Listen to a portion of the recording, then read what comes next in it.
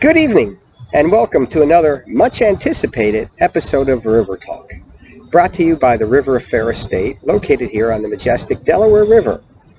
I'm Todd, and with my wife Heather, we created the River Affair Estate this past year, 2020, to share our love of living a simple and intentional life. If you'd like more information about us, visit our website, theriveraffairestate.com, or look for us on Facebook. In my first video, I discussed the topic of putting intention into eating and food in general. I hope you got a chance to watch that. If not, no big deal. Come back to it some other time. Today, I want to discuss a topic that has a much more personal and more drastic change for me in my life. And it's an area in which I continue to grow and learn, and that is driving. I drive like an asshole. I never thought I'd say that or finally accept it, but there it is, out for everybody to hear. I drive like an asshole. Don't get me wrong, I believe I'm a good driver. I believe I have great driving skills, and I would love to one time have the opportunity to test myself in Formula One driving or NASCAR. What could be better than having Kyle Busch scream over at me from the pits, "You drive like an asshole!" But I know how to countersteer in the snow. I know how to pump the brakes, although you don't have to do that too much with modern brakes. I think I have good vision. I think I have a good sense of driving. I think I have all the necessary skills. Nevertheless, I drive like an asshole. Figuratively speaking, my ass is shrunk. And that's because I've started to put intention into my driving. 3 years ago, my driving would have had trouble squeezing in XXX size jeans while jumping up and down and rolling around on the bed. I scared many people, my wife, my children, pedestrians, other drivers, squirrels, and I had a lot of road rage. But all the while I believed I was a good driver and I was in control. But this all started to change a few years back after reading a work by Dr. Wayne Dyer, and he spoke about intentions, and driving was one of the first areas that I decided to put my intentions into. To be honest, I didn't have much choice, or my wife and daughters would have probably flayed me. One of the problems is I always enjoy driving fast. Granted, when you drive, it's usually because you have to get someplace. But my philosophy has always been to get there fast. And I hate being late. I still hate being late. And even I use it as an excuse, but even when I wasn't late, I drove fast. I enjoy driving fast. It's a fault of mine that I'm trying to correct. And also, I think somewhere in the back of my mind, I have a fear of being late. I'm not sure when it started, but in the back of my mind, I recall a time when I actually was late for something and I missed something important. It might have been I missed a bus, or I missed an important something that was vital to me, and I got there too late and I missed it. And I think that has bothered me for years, and I don't remember what it is. Although that's not all the issues. I have many issues while driving. Back, one of my first recollections is I didn't go to driving school. My father taught me to drive, and he was great. He's a fabulous driver. I don't think, knock on wood, I don't think he's ever been in an accident. He's a very conscientious driver, very patient, although my mother may disagree with that. But one of the things that he always felt was important was maintaining a safe speed, or a constant speed. And I remember back when I was first learning how to drive, one of the things is I would speed up and slow down and speed up and slow down. I remember him telling me, you should maintain a safe speed. Not only is it safer, it's better on gas mileage, and it's more conscientious for the drivers around you. And because of this was drilled into my head, and it's one of the things that I always pay attention to when I'm driving. So when people don't do that around me, it irritates me, or it did irritate me. Well, it still does. All right, I'll be honest. One of these people I like to call the contour drivers. I've nicknamed that. These are the people that they seem to go faster when they're going down a hill, and then they're going up a hill and they slow down. It's like there's a gas pedal. You can push it when you're going up a hill. All right, those are the contour drivers. Um, this was really, especially was in the Army. I was in the Army Reserve, and we had a bridge construction unit. We had a lot of dump trucks and cranes, and we also had some Jeeps and Blazers. And every summer, we'd go up to Fort Drum, New York, for our 2-week training. So we take about 20 vehicles from Hazleton, and we drive up I-80. It's about a 5-hour drive to Fort Drum, New York. If you've ever been to Fort Drum, New York, it was a fun place, except you got mosquitoes as big as hummingbirds. I don't recommend it as a tourist attraction. But anyway, on the way there, so we'd have a nice convoy of dump trucks and cranes, and we would do the convoy up I-80. And one of the things with a convoy is you're supposed to maintain a constant distance, and that never happened. It seemed, the person in front of me would change speeds for no apparent reason, and one minute I'd be on their bumper, and the next minute they'd be so far ahead I couldn't see them, and this always annoyed me. And we probably looked like a company like F Troop from the old TV sitcom. We were a bunch of clowns. So anyway, that was a pet peeve back then. There's also the drivers who change speeds based on what you do.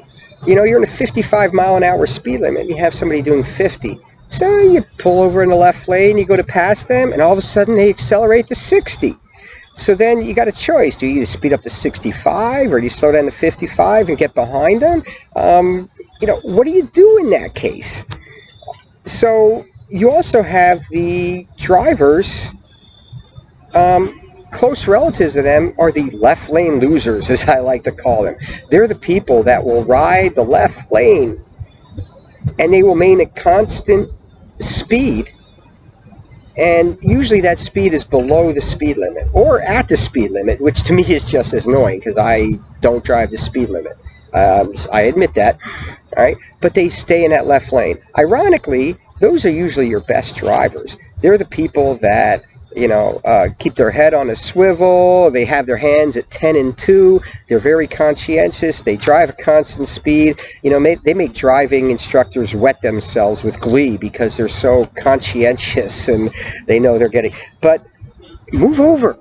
Get in the right lane. All right? That's a pet peeve of mine. Another indigenous species of the American freeway is the tailgater. And these always annoy me. Maybe because I was one of them. If somebody's not driving the speed I want and I can't get into the left lane, I tend to tailgate. I admit it. I hope I've changed that, as I'll get to later. But you have the people that, no matter how fast you're going, you could be going over the speed limit and they've got to be right on your bumper. And that left lane is completely empty, but they refuse to move over. They want to get right on your ass and tailgate you so close you can count the nose hairs through your rearview mirror. In my old days, I'm not proud of it, but I used to do the old-fashioned brake check. You just driving along the highway, you tap that brake so your brake lights come on, and all of a sudden you hear them slam on your brakes. Not the most intelligent thing in hindsight, but it was satisfying at the time. Another animal on the highways, and I think the population increasing, is the merge moron. All right, merge morons, and they come in two different types. Subspecies. The first is a type that doesn't know how to merge onto the highway. And they will go they will accelerate and not worry about who is next to them on the highway. They're getting in one way or another. And so the drivers on the highway, they need to stop, slow down, or vaporize so that they can get in.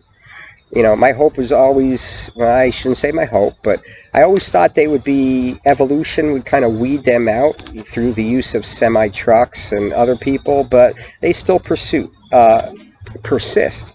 And they're all over the highway. They merge no matter what the conditions are on the highway. They work themselves in. And then you have the other merge morons who are on the highway already, and they refuse to budge. I was always taught, if somebody's trying to merge onto the highway and you're in that right lane and there's nobody next to you, move over. Have a little courtesy. Let those people onto the highway so they don't have to worry about being rear-ended. move to the left lane. But no, you get these people that are driving, they're 55 miles an hour, and they stay in that right lane. So as you're merging, you have to brake and slow down or nail the gas to get in front of them. And that was a pet peeve of mine. As you can see, I have a lot of pet peeves. Wow. Now that I think about it, being an asshole, or asshole, is probably too mild of a term for my driving. I have a lot of issues. I should say I had a lot of issues. And I want to say that in past tense because I think I'm getting better. And I know this because my wife and kids no longer take opioids before we go on vacation. Well, I'm joking, of course. I would never let my kids take the hard stuff. But to be honest, I still find myself at times getting angry at the morons, the mergers, the losers, the contour clowns on the road. I've been driving for a lot of years, over 30 years, closer to 40 years now, and it's going to take some time to change. But I knew I had to change my attitude. In fact, my wife and kids made sure I changed my attitude, and I wasn't ever able to do it until I read, I don't remember what work it was, Change Your Thought, Change Your Life, or one of the books by Dr. Wayne Dyer. And great book about intention and about changing your life. And I don't want to speak for him, and this may not be what he intended, but something that he said stuck with me, and I learned a lesson. And what it was basically is that you can ignore the ass clowns out in the highway or in your life in general. You can ignore behaviors that irritate you, but you're not really going to change anything. You're not removing the problem. You're still feeling rage inside. You still have that anger, and that anger will resurface at one time or another. It will come back out. Trust me, it will. You're not changing things. For healing, you need to take it one step further. You need to change your reality. And you do that by giving them a reason for their behavior. And probably what you're thinking right now is the exact same thing that I thought when I first read this. You're delusional. You're demented. This doesn't work. What is that going to do? But I learned a lot of other things from Dr. Dyer, and I decided to give it a chance. So the next day I had to drive down to Allentown. It's a trip. I was living in the Poconos. It's a trip of roughly 20 to 30 miles. And it's mostly on two highways, Route 33 and Interstate 22. Two highways that should not exist. If they do exist, they're in nightmares to scare children away from bad behavior. I mean, these highways are bad. They should be defined as war zones. Every day it's a battle of epic proportions, and the lanes are filled with the merge morons, the ass clowns, and all the contour drivers, and they're horrible.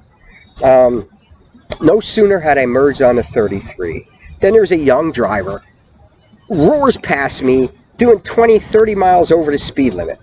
And I know this because I was doing 10 miles over the speed limit, and he went flying by me. And my initial rage kicked in, and I started to feel pressure on my right foot, and I started to apply pressure to the gas. Some choice words that I won't mention here started to creep up from my throat, and I could feel myself getting tense, and my hands clenched on the wheel. And then these teachings from Dr. Dyer sunk in, and so I decided to ignore this idiot. Why should I care if he's driving faster than me? I'm just going to ignore him. Most likely he'll wrap himself around a tree, hopefully not, or he'll get the speeding ticket that would have been intended for me as he's driving faster.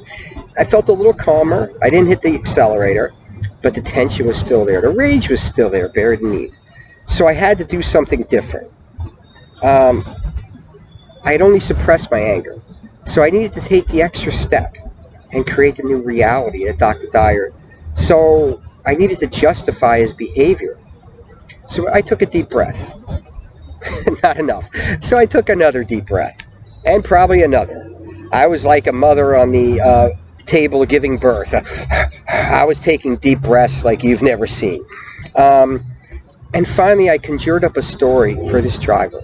I convinced myself he was on his way to help his mother. His mother had called him that she was feeling ill and needed to get to the hospital. She needed to come right away. Not a very pleasant story, I agree, and I'm sorry, but it justified his actions. It helped me to say that he had a reason for doing this. If my mom needed to go to the hospital and it was an emergency, I'd have driven with more assholishness than I normally do as well. But I needed to convince myself that this was real.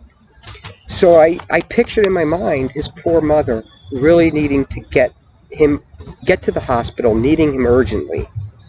And I started to wish him well. I started to pray for him. I hope he'd get there in time. I hope other assholes like me on the road would move over and let him pass and wouldn't brake check him or wouldn't block the left lane. I started to feel empathy. I started to wish him well. In my mind, I was starting to feel hope for him and hope for myself. I started to feel better. I was helping him by not racing him and not accelerating and not brake checking him. I was actually changing how I felt about this driver. And again, I'm sure most of you are thinking, as when I first read about this strategy, this is crazy. You have no way of knowing where he's going. You don't know anything about his mother. You don't know he's going to the hospital. You know nothing about it. You're not changing anything. You're living a fantasy. And you're absolutely right. I was living a fantasy. But aren't we all? We are all living our own unique worlds. We don't know what is real. We don't know what is truly real. Everything we see, taste, touch, smell, everything we sense is through our individual senses. It's our perceptions. How do you know that other people are sensing the same things? I see grass and I say it's green, all right? Because I was taught that that color that I see is green. I don't know what you are really seeing. You say it's green also, because you were taught that what you see is green. But as far as I know, you're seeing a different color. It's different than what I'm seeing. It's just our common reference from what we were taught says we both think this is green. There's a great allegory by Plato, the cave allegory. Basically, it says there's a bunch of prisoners who have been chained up in a cave since birth. And they're chained up so that their backs are to the entrance. And all they see is a wall. And there's a fire behind them. And on this wall are shadows of people and trees and things from the outside of the cave. But they can't see those. All they can see is the shadows on the wall.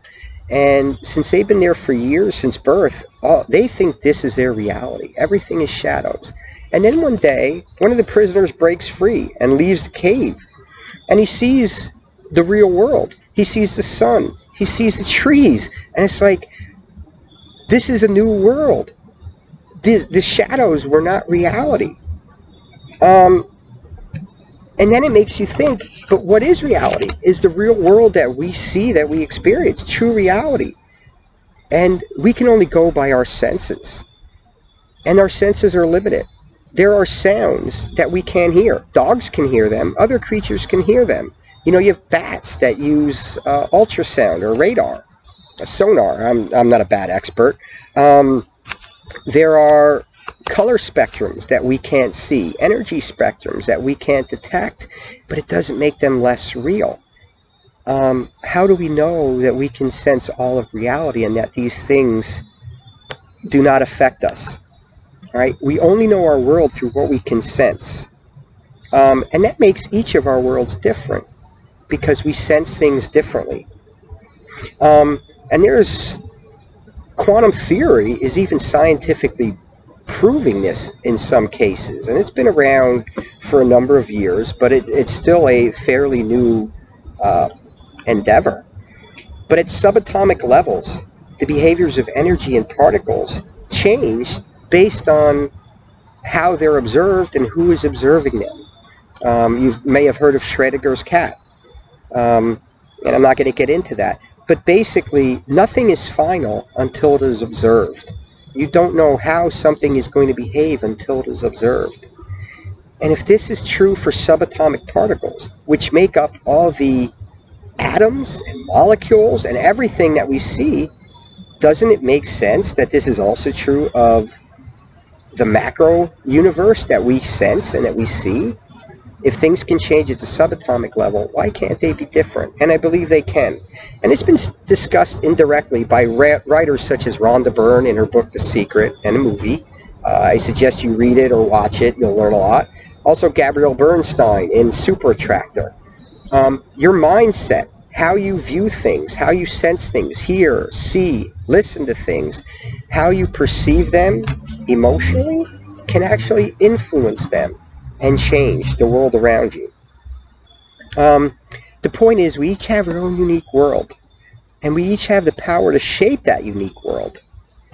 So, yes, that driver indeed may not be going to save his mother. But you know what? That doesn't stop me from believing it, and that doesn't stop it from being true in my universe, in my world. And once I make it true to me, it is a truth, and it can change my world. If I can convince myself that he's on a noble mission, then for me, he's on a noble mission. He's going to save his mother. And for me, that's all that matters. I don't care what anybody else, that doesn't matter. I care about my universe. And deep down, I believed he was going to help his mother. And my world had changed. I no longer felt anger. I no longer felt tension. I no longer felt rage. I didn't care. I wanted to help him. I almost felt noble. I was helping somebody. And it changed my frame of mind. I felt better. I felt at peace. My hands didn't clench on the wheel. I was no longer worried about other drivers. I no longer saw them as ass clowns and morons. I saw these people sharing my wonderful world, and my world had become wonderful. And once I started viewing my world with that positive energy, the positive energy came back to me, and my day got better. Now, you can apply this strategy, maybe, hopefully not. I hope driving is not your issue. But we all have issues when we feel rage or tension or stress. And this type of thinking can change almost any situation. And the more you can practice it, the more you can find peace in your life. Next time somebody's holding up the line at the grocery store counter because they're counting out loose change to give the exact change. You know, imagine, look, they're living on, their means are tight. They're living on every cent they have. And rather than getting angry about it, maybe offer to help. Offer to give them some change. Offer to give them some money that they need. Help them in some way. Assist in bagging their groceries. And when you do this, when you express that gratitude, your world becomes brighter. You feel more content. You feel more at peace. And then this gratitude will come back to you. Next time the UPS man throws a package on your porch and breaking your delivery, don't get angry. Right? Convince yourself he has arthritis and he couldn't grip it. Or something happened where, try to justify it. Right? And try to believe it. It doesn't matter if it's not true. But stop the anger inside of you. That doesn't mean you don't take action. You still call up UPS. And you say, look, this package was delivered, it's broken, or you call the vendor, you call somebody, you resolve the issue. But the anger and the hatred and the rage is not doing anything to resolve the issue. The only person that is affecting is you. It's ruining your day. It's causing you to feel anger. And when you feel that rage, you're going to get more rage back to you. The universe will send it back to you. And it's going to ruin your day. All right? You can resolve issues without getting that negative emotion involved in it. Stay positive and try to find reasons. And the true magic happens when you make this a habit in your life. Apply it as often as you can. And this is tough. And it's an area where I'm still growing. And you're going to forget at times. We all do. I still do. There's still times when I have road rage or I get anger. And then I've got to remind myself, you know what? Why am I getting angry? And I try to picture a reason. I try to give justification. And I change my reality in my mind. And your entire perspective will shift. And your world will no longer be filled with ass clowns and butt monkeys and selfish pricks. But it'll be filled with people who love life, love experience, and who care about one another. You'll change your awareness, you'll change your consciousness, and your world will reflect this back to you. Your world will be a brighter place. And as more people make this shift to positive energy, the energy will shift. When you express gratitude to someone, when you express kindness to somebody, it will come back to you. And they will feel more gratitude. They will feel kinder. They will feel happier. And slowly this negative energy will dissipate. So whether your anger is when you drive, or whether it's with a coworker, or a store clerk, or a boss, or a family member, or just an acquaintance, or a random stranger, when you feel that anger, think of a way to change your perspective. Put it in a positive light. Find a way to feel positive about them. Change that energy, right? And when you do, when you change that reality inside, you're going to find your external reality changes. Your universe changes, and it becomes a much better place. I have, and I'm still learning and I'm growing. But give it a try. There's nothing to lose. So I hope you enjoyed this episode and find some value in my story of road rage. And hopefully when you see me on the road, I'm not driving like an asshole. I think those days are past me now. Until next time, farewell from the river. Thank you.